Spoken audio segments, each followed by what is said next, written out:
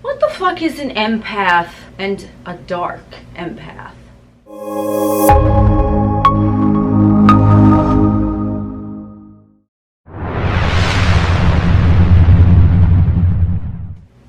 What is up, alienARMy? I am Oculus, the alien next door, purveyor of esoteric lore. And on this channel, we discuss everything out of this world.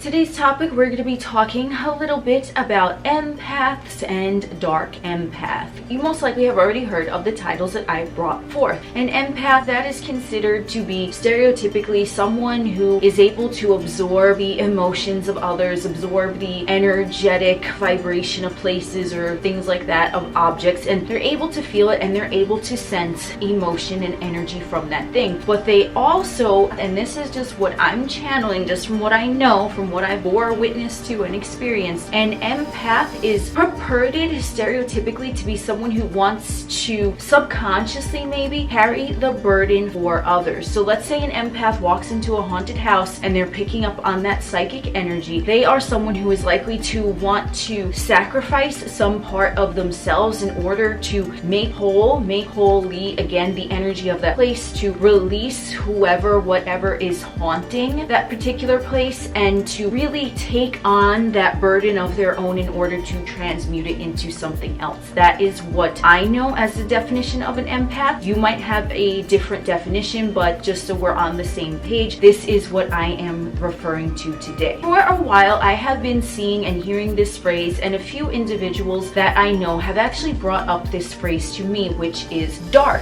empath. The difference betwixt an empath and a dark empath. I explained my definition of empath. Now we're going to go into the dark empath region, which in my view, in my opinion, a dark empath is someone who does not carry the burden of others. They observe it, and occasionally they are put in that individual's path to perhaps trigger them. Okay, that's my view, that's my perspective. If you agree, you agree. If you don't, you don't. So they're the same thing, right? An empath, you're just picking up on the energetic vibration of people, places, things. You're just picking up on the energy. But the dark empath might be more someone who is a trigger or a question for the individual, the native that it encounters. The same thing for a haunted place as well, because when you have these interdimensional beings, ghosts, poltergeists, demons, whoever, if you're an empath, you're going to be picking up on those energies. But the difference betwixt a dark empath being more of a trigger, it's more of a driving force, masculine energy, whereas a light empath, I don't even know if that's a thing, but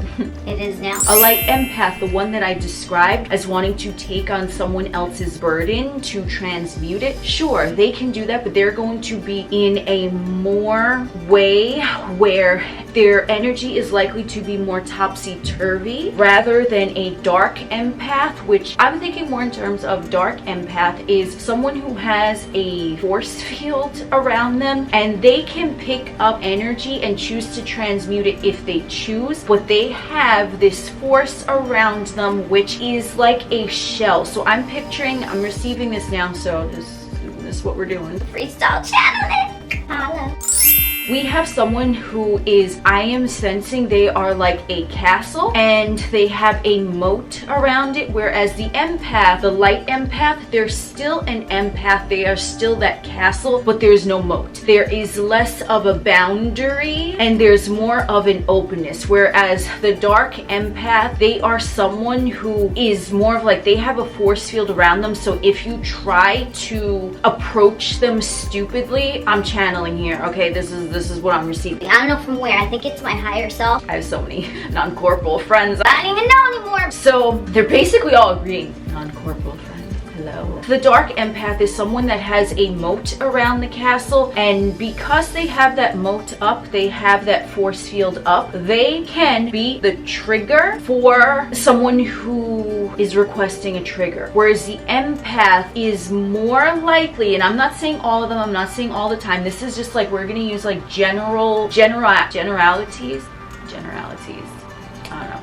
we're going to use commonalities. Light empath, they're working the light. They're very receptive. They're very open. They don't really have as much of a shield up, whereas a dark empath can be the same thing. Empath, different degree, but they understand, they have their boundaries because they know darkness. Whereas the empath, if someone is identifying as that, and I don't identify as an empath or a dark empath, I've seen this topic around, so I just want to cover it. But me personally, I do not affiliate with either of these, so just FYI. But this is the difference that I was being shown. The empath is someone who is more likely to just feel more of a natural pull towards wanting to save everyone, whereas the dark empath is like, I'm here to trigger you, motherfucker. It's more like that type of energy, just because they have that force around them, but they are still vibrating at that frequency that is going to attract 5D energy, and they still are going to be a messenger of 5D energy, but it's going to be in a different way. And the word triggering, I do understand that it can sound triggering. It sounds a little beastly, the word trigger, but a trigger does not necessarily have to be a negative thing. Whereas a light empath would be someone who is more understanding, they're more patient. A dark empath, they're still picking up on the emotions. They know how to guide someone towards their own healing, right? Because remember, both of these, they don't heal anyone. They open the pathway so the seeker can heal themselves. It's very important to mention. Everyone is responsible for their own healing. Neither of them heal anyone. They are just sort of like the gateway, okay? Like, oh, well, you need to heal this, oh, you need to heal that. But the dark empath, the way that they come off is more in an aggressive manner. They are someone who will tell it like it is, straightforward, no sugar coating. And that is why they are known as the dark empath, because it's not that they don't experience those same sensations, but they can shut it on and off like a motherfucking light switch. So if they don't want to feel your energy, it's like the drawbridge fucking went up, and then now you don't have access to the castle unless you want to swim with fucking alligators and crocodiles. What's up, so back in the fucking moat, and you know what I mean? So it's like, for you to really, like, you're not going to necessarily get at a dark empath. That's why they can seem more cold, even though they are experiencing the same range of emotions. They're just picking up on energy the way a light empath is. They're not displaying it. There's a block. It's like they are a fucking block button. They can pick it up, but they are not going to care about transmuting energy for someone in a serene manner. This is not shitting on light empaths or dark empaths. This is just the easiest way that I can describe it. If you do identify with either of these things, this is what I'm being shown. The light empath, if someone goes to them for advice, they'll sit, they'll listen for 3 hours over the same thing, and they'll let someone express their feelings like for as long as they need to, which in turn can end up actually draining the light empath, because now they are getting depleted because they're taking on that energy, wanting to transmute it, but there is no real block button. So it's for them to really put up that block button, and then they graduate to the level of the dark empath, where they understand that this emotion is not coming from them. They're able to block it. A dark empath will listen and hear someone out, but they're not going to just sit and allow someone to wallow in their presence. They'll be like, listen, I see what's going on. This is what you need to do. It's very direct. So they can come off as more cold or triggering, not necessarily that they're trying to trigger someone, but simply for the fact that the way they're going to come off might appear to be more harsh than a light empath, which is going to be like, it's a different degree of the same energy. So the dark empath simply has that wall up. They have built that wall after being a light empath the same way, because remember, they're the same thing, different degree. The light empath can take down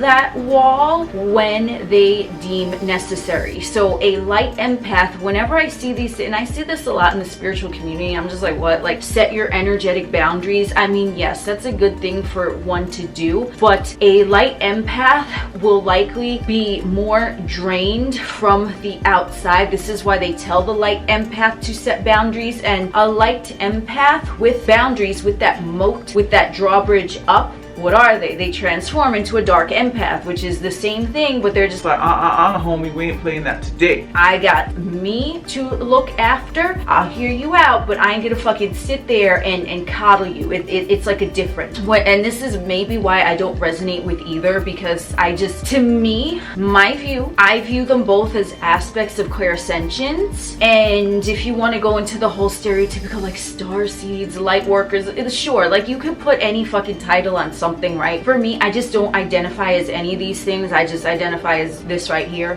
whatever the fuck I is, and that's what it is. So a light empath and a dark empath are the same thing. It's just that clear boundaries have been established. It ain't their first fucking rodeo. But they can transform into the light empath. Let's say when they sense that someone really does not need a trigger, they more of like a, I don't know, compassionate type of rapport in that moment, then they can do that, but they are not going to sit there and allow someone else to stew in the negative emotions, and they are not going to carry any of those negative emotions in them. They have a block, they have the moat up. Okay, I don't know why I don't know what's going on. This is the moat, yeah. Does it look like a moat? So that's basically what's going on betwixt the light empath and the dark empath. How is this different from clairsentience? In my view, empath and clairsentience, whether it's dark empath, light empath, it's the same type of thing, because remember, it's about feelings, right? It's like you're picking up on the emotions of something. But clairsentience, I feel, I'm talking about clairsentience and I say I feel. Okay. When we are talking about clairsentience, this is something more of like one of the psychic abilities, and then empath simply branches off from there. An empath is more someone who acknowledges the clairsentience and they want to hone in on that for whatever reason. It's like tweaking your fucking skills. So if we want to think of like elite clairsentience, that is what I would call an empath or a dark empath, because now it's sort of like you're identifying as a title. And don't get me wrong, these two labels are charged up. So empath is charged up. So when someone knows that their grandest psychic gift is clairsentience, they likely will start to identify as a light empath or a dark empath, simply because those energies are charged up, and it's very natural whilst residing in the physical vessel. From a soul perspective, like, you understand what you're doing, right? You understand the psychic shit, but the ego wants to identify, classify what those energies are. So I would say it's like clairsentience is just, it's like claircognizance, clairvoyance. It's just something that's available in everyone. But those who are more centered, their prime psychic center is clairsentience. Then it branches into the light empath, dark empath, which are the same thing, different degree. Now you're utilizing your clairsentience to restore harmony and peace and balance in the physical realm domain. That's what I got for you today. I am Oculus, the alien next door. We will chit chat again soon.